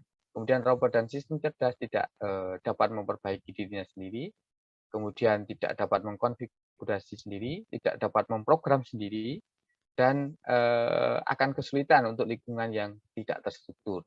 Jadi kayaknya tidak semengerikan itu ancamannya. Kalau saya hubungkan dengan Islam, misalnya ini adalah pengetahuan, ilmu pengetahuan yang yang dimiliki oleh Allah, yang hijau ini itu termaktub dalam surat Al-Kahfi 109, dan ada banyak sekali, tapi saya ambil 2 saja, Al-Kahfi 109 dan Luqman ayat 27. Sementara kalau manusia juga diciptakan untuk bisa menguasai ilmu itu, tapi ada batasan seperti yang termaktub pada surat Al-Isra ayat 85, dan Allah juga sudah memberikan kemampuan bagi kita berupa kecerdasan dan lain sebagainya yang termaktub pada surat Al-Baqarah ayat 30. Jadi kalau saya gambarkan ini, misalnya ini ilmu Allah, walaupun nggak ada batasnya, kita nggak bisa membatasi, ini ilmu Allah yang biru ini, yang ini adalah kecerdasannya manusia untuk menguasai ilmu Allah. Sementara di sini ada garis asimptotik yang tidak mungkin dicapai karena sudah dinas di Al-Isra ayat 85. Coba kita bahas sedikit. Al-Kahfi 109, dari 2 ayat ini sebenarnya ilmu Allah sangat luas dan tidak mungkin manusia dapat menghasilkan, karena Allah itu ciptaannya adalah kita, yang kita tidak bisa menyerap ilmu Allah yang sangat luas, jadi tidak mungkin kita membuat tiruannya kita atau bisa melawan kita. Itu tidak mungkin. Kalau di Al-Kahfi 109, qul law kana al-bahru midada li kalimati rabbi lanafidhal bahru qabla an tanfadha kalimatu rabbi walau ji'na bimithlihi madada. Jadi seandainya tinta itu untuk menulis kalimat-kalimatnya Allah, ilmunya Allah, maka habis lautan itu sebelum kalimat-kalimatnya Allah atau pengetahuannya Allah itu bisa ditulis semua. Bahkan kalaupun ditambah lagi masih belum bisa. Jadi sangat luas dan sangat tidak mungkin untuk dicapai. Kemudian Luqman 27, wa anna ma fil ardi fi syajaratin aqlamun wal bahru yamudduhu min ba'dihi sab'atu abhurin ma nafidzat kalimatullah innallaha azizun hakim. Jadi seandainya pena itu menjadi pohon-pohon menjadi pena dan lautan itu menjadi tintanya, maka akan kering sebelum ilmu Allah itu bisa dituliskan. Jadi kayaknya tidak mungkin. Wong Allah yang ilmunya seperti itu saja menciptakan kita yang sangat terbatas tidak mungkin bisa membuat menciptakan yang bisa melawan kita. Kemudian yang manusia yang orange tadi, yang grafik yang orange tadi, yang ini dinyatakan dalam surat Al-Baqarah ayat 30 bahwa manusia itu diciptakan sebagai khalifah. Jadi ini pasti ditakdirkan oleh Allah, yang namanya khalifah pasti dia bisa membuat, tapi pasti tidak terkalahkan karena sudah dinas oleh Allah dia menjadi khalifah. Wa idz qala rabbuka lil malaikati inni ja'ilun fil ardi khalifah qalu ataj'alu fiha may yufsidu fiha wa yasfiku dima wa nahnu nusabbihu bihamdika wa nuqaddis lak. Qala inni a'lamu ma la ta'lamun. Jadi kalau sudah dibuat menjadi khalifah, pasti walaupun bisa menciptakan, tapi pasti saya yakin pasti dinas oleh Allah bahwa bisa menang. Karena dengan makhluk Allah yang lain saja dimenangkan kita, apalagi dengan ciptaan kita tanpa pasti kalah kemungkinan seperti itu. Kemudian kalau yang keterbatasan manusia yang asimptotik tadi, ilmu Allah itu sangat luas, manusia diciptakan istimewa, sudah diciptakan istimewa dibandingkan makhluk Allah yang lain, namun dengan segala keterbatasannya. Yang sangat berhubungan dengan robot, misalnya kalau kita itu bisa hidup karena ada ruh, dan manusia itu tidak tahu sama sekali tentang ruh, seperti yang sudah difirmankan Allah, wa yas'alunaka 'anir ruh, qul ruhu min amri rabbi wa ma utitu minal ilmi illa qalila. Ini mungkin juga bermakna general, bukan hanya tentang ruh, tapi ilmu yang diberikan ke kita itu sangat sedikit. Jadi sekali lagi tidak mungkin ciptaan kita bisa mengalahkan ciptaannya Allah, yaitu kita sendiri. Ini beberapa yang saya simpulkan dari grafik tadi. Manusia sebagai khalifah secara fitrah tidak mungkin dikalahkan, dan manusia sebagai ciptaan yang sempurna, namun pasti ciptaannya yang kita yang diciptakan sempurna oleh Allah ini maksudnya sempurna ukuran kita, pasti ciptaan yang kita bisa ciptakan itu di bawah kita, jadi tidak mungkin melawan kita, sehingga tidak mungkin kalah. Dan dalam sejarahnya manusia sudah menghadapi banyak sekali evolusi dan lain sebagainya, banyak sekali maksudnya menghadapi banyak tantangan dari dulu sampai sekarang ternyata tetap eksis. Bisa saja tetap bisa beradaptasi. Jadi kemungkinan tidak akan pernah kalah dengan makhluk lain. Apalagi ciptaannya sendiri. Dinosaurus sudah punah, tapi manusia masih tetap ada, dan lain sebagainya. Dan kalaupun ada kekhawatiran seperti itu, kayaknya diajukan oleh beberapa kelompok. Yang pertama adalah kemungkinan yang sangat takut akan ada perubahan, atau yang memiliki agenda sendiri. Misalnya, oke, nanti AI itu akan membunuh manusia, kita tinggal ke Mars, dan lain sebagainya. Kemudian seperti itu. Baik, sedikit lagi. Apa tantangannya? Tantangannya, kalau sesuai dengan survei dari Artificial Intelligence and Robotics dari Impact, ini pemenang potensial dari revolusi teknologi, yaitu industri 4.0, itu adalah pertama, negara di Asia. Jadi sudah diramal oleh para ahli, kemungkinan adalah negara Asia. Negara Asia yang memiliki sistem pendidikan yang sudah bagus dengan dalam mengantisipasi digital revolution. Nah, ini tinggal siapa ini negaranya. Kemudian negara maju yang sanggup menyediakan tenaga kerja robot yang murah. Kemudian negara yang mempunyai kemampuan global, baik itu bahasa dan kemampuan IT yang mumpuni, serta negara yang mampu berdiri sendiri. Jadi minimal dia tidak terlalu tergantung negara lain. Nah, ini mungkin yang bisa menjadi tantangan bagi kita, bahwa oke, kita di Asia, ini mungkin belum, tapi kalau kita berdiri sendiri, insya Allah kita bisa tidak menjadi korban dari teknologi. Kemudian tangan ke depan,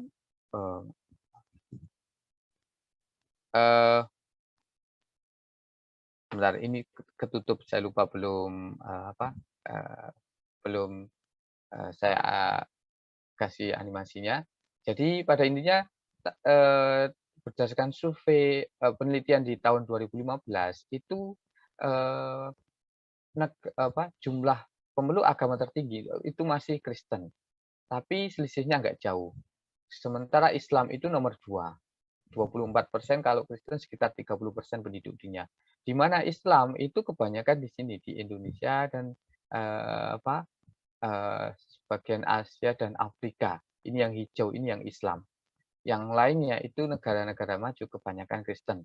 Nah, dan kita lihat sendiri, apakah dari kriteria yang tadi yang akan menjadi negara pemenang itu kita layak atau enggak, karena kita masih di negara ketiga. Nah, karena kalau tidak layak berarti apa yang harus kita lakukan, itu maksudnya. Kemudian tantangan ke depan lagi diperkirakan menggunakan dari riset yang sama bahwa di tahun 2015 sampai 2060 itu Muslim itu akan menjadi agama yang paling banyak dipeluk oleh penduduk dunia.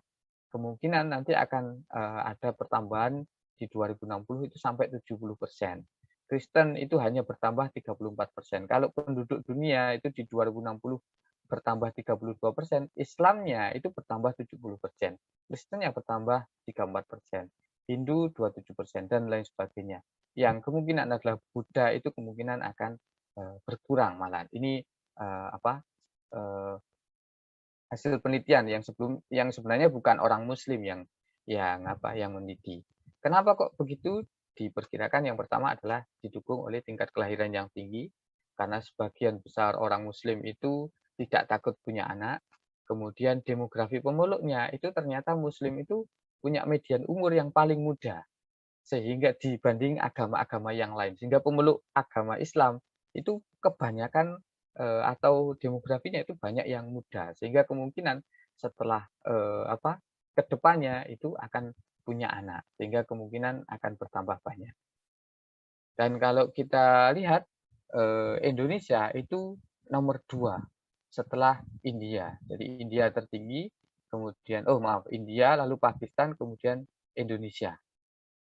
presentasinya mungkin terbanyak, tapi jumlahnya bukan, jumlahnya India sebenarnya. Nah, kita berarti nomor 3 kalau dihubungkan tadi dengan presentasi Pak Arif tadi, Pak Arif Abdurrahman, kita akan bisa mewarnai nanti jadinya. Sudah kita Muslim, kita terbesar ketiga, maka akan sangat bisa mewarnai. Kalau misalnya tidak, kalau misalnya sebaliknya, kalau kita nggak aktif atau kita nggak berniat untuk mewarnai itu, maka kita akan menjadi nggak bisa membawa Islam ini untuk jaya lagi, karena kita yang mayoritas ternyata gagal. Apa antisipasinya?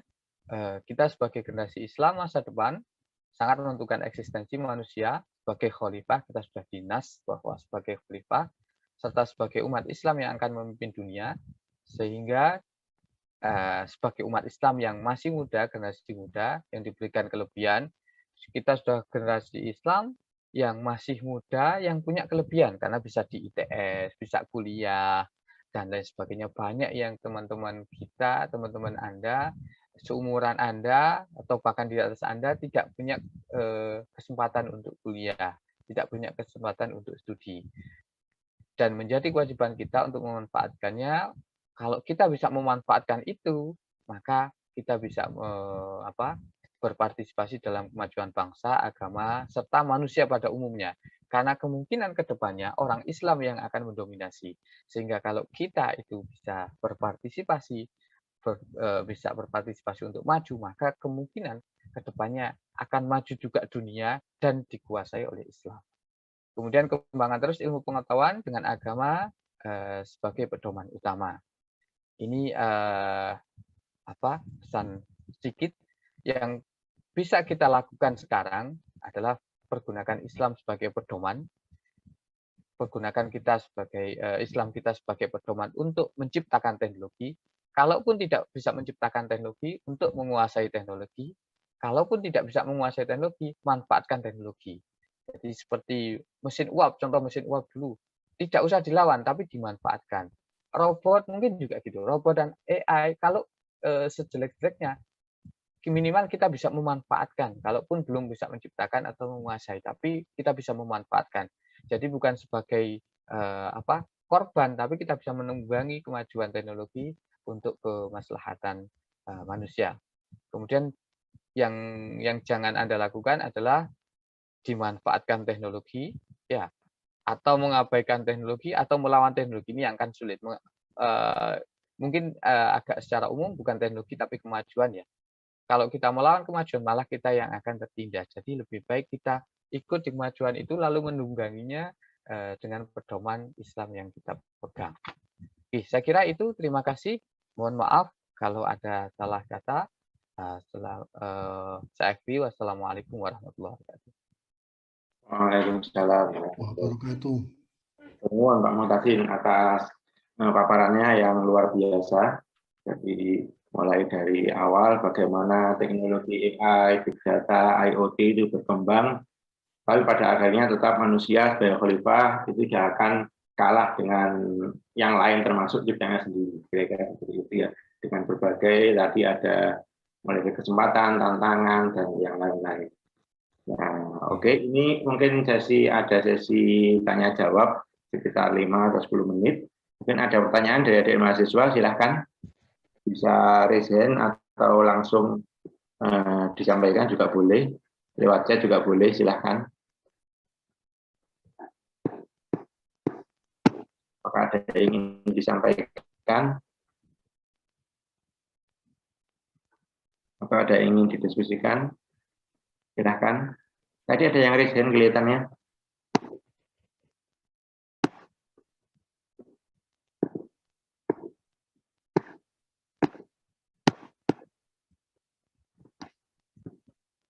Oke. Belum ada ya. Nah, oke. Ya, kalau belum ada mungkin sambil menunggu barangkali 1-2 menit adik-adik untuk menjawab pertanyaan, saya mungkin ada sedikit pertanyaan Pak Muhtadin. Jadi menurut saya robot itu kan tidak hanya dari satu departemen tertentu, ya, mungkin itu gabungan dari beberapa departemen, Pak, ya. Mungkin bisa disampaikan kira-kira biasanya dari pengalaman Mutatin yang ikut dalam tim robot itu dari departemen mana saja. Mungkin barangkali dari di sini ada yang masuk di departemen itu, mungkin nanti bila berminat bisa menekuni itu. Bagaimana bisa diceritakan mungkin? Iya, Pak. Baik. Memang tidak bisa satu departemen, Pak. Saya mengalami sendiri bahwa harus multidisiplin. Karena di situ ada mekanik, kemudian ada elektronik, ada programming, termasuk AI dan lain sebagainya. Itu harus melibatkan banyak pihak. Jadi kalau mekanik itu kita nggak bisa bohong bahwa teman-teman dari departemen teknik mesin, misalnya teknik fisika, itu akan sangat menguasai. Bahkan kita pun tidak akan memikirkan logika mekanik yang sebagus mereka. Pasti mereka lebih baik. Bahkan bukan hanya logika mekanik pun, tapi pembuatannya pasti mereka bisa lebih baik. Termasuk juga misalnya di elektronik, kita nggak bisa bohong bahwa teman-teman dari jurusan teknik elektro, instrumentasi, D3 elektrootomasi dan lain sebagainya, itu yang sangat berperan dan sangat bagus penguasaannya.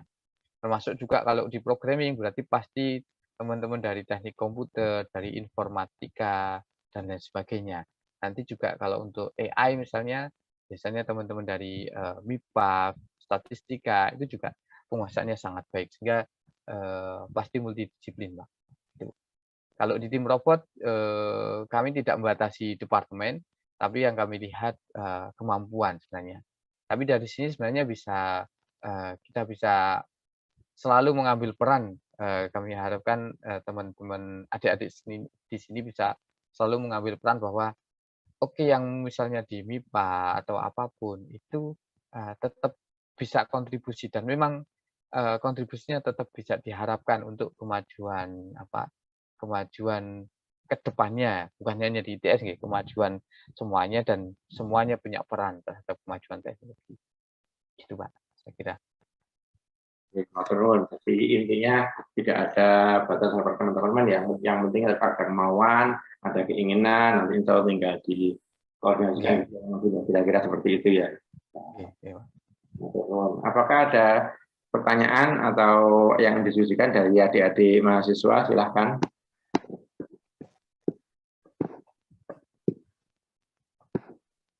Bisa raise hand atau bisa ditulis di chat. Ya, oke. Mungkin kelihatannya sudah jelas Om tadi kelihatannya. Jadi sementara ini tidak ada pertanyaan.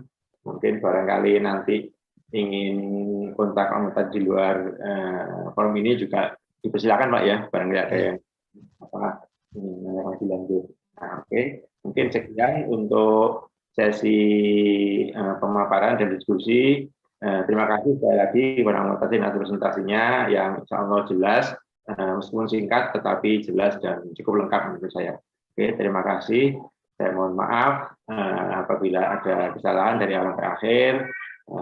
Sekian sesi untuk kali ini. Wassalamualaikum warahmatullahi wabarakatuh. Saya kembalikan MC Mbak Aulia. Silakan Mbak Aulia. Ya baik, waalaikumsalam warahmatullahi wabarakatuh. Terima kasih kepada Bapak Mutadin selaku pemateri dan juga Bapak Diki selaku moderator yang sudah berkenan untuk mengisi acara pada malam hari ini. Semoga ilmu yang disampaikan dapat bermanfaat bagi kita semua ke depannya. Nah, selanjutnya kita melangkah ke agenda berikutnya, yaitu pembacaan doa yang akan dipimpin oleh Bapak Wahyudin. Kepada beliau, waktu dan tempat dipersilahkan. Bismillahirrahmanirrahim. Alhamdulillahirabbil alamin. Allahumma shalli wa sallim wa barik ala sayyidina Muhammad. Salatan tunjina biha min jami'il ahwali wal afat. Wa taqdi lana biha jami'al hajat wa tahhiruna biha min jami'is sayyi'at. Wa tarfa'una biha 'indaka 'ala darajat. Wa tuballighuna biha aqsal ghayat min jami'il khairatil hayati wa ba'dal mamat. Allahumma salli wa sallim wa barik ala sayyidina Muhammadin tibbil qulubi dawaiha wa afiyatil abdani wa shifaiha ونور الأبصار وضيائها وعلى آله وصحبه وبارك وسلم. اللهم اغفر لنا ذنوبنا ولوالدينا وارحمهما كما ربيانا صغارا. ربنا اغفر لنا ذنوبنا ولإخواننا الذين سبقونا بالإيمان ولا تجعل في قلوبنا غلا للذين آمنوا ربنا إنك رؤوف رحيم. اللهم انفعنا بما علمتنا وعلمنا ما ينفعنا وزدنا علما عندك. اللهم إنا نسألك الهدى والتقى والعفاف والغنى. اللهم إنا نعوذ بك من علم لا ينفع ومن قلب لا يخشع ومن نفس لا يشبع ومن دعاء لا يرفع. اللهم إنا نسألك سلامة في الدين وعافية في الجسد وزيادة في العلم وبركة في الرزق وتوبة قبل الموت ورحمة عند الموت ومغفرة بعد الموت. اللهم اغفر لنا ذنوبنا وكفر عنا سيئاتنا توفنا مع الأبرار. اللهم إنا نسألك رضاك والجنة ونعوذ بك من سخطك والنار. ربنا آتنا من لدنك رحمة وهيئ لنا من أمرنا رشدا. ربنا تقبل منا إنك أنت السميع العليم وتب علينا إنك أنت التواب الرحيم. ربنا آتنا في الدنيا حسنة وفي الآخرة حسنة وقنا عذاب النار وادخلنا الجنة مع الأبرار يا عزيز يا غفار يا رب العالمين. وصلى الله على سيدنا محمد وعلى آله وصحبه وبارك وسلم. سبحان ربك رب العزة عما يصفون وسلام على المرسلين الحمد لله رب العالمين. ببركة سر الفاتحة. أعوذ بالله من الشيطان الرجيم. بسم الله الرحمن الرحيم. الحمد لله رب العالمين الرحمن الرحيم مالك يوم الدين.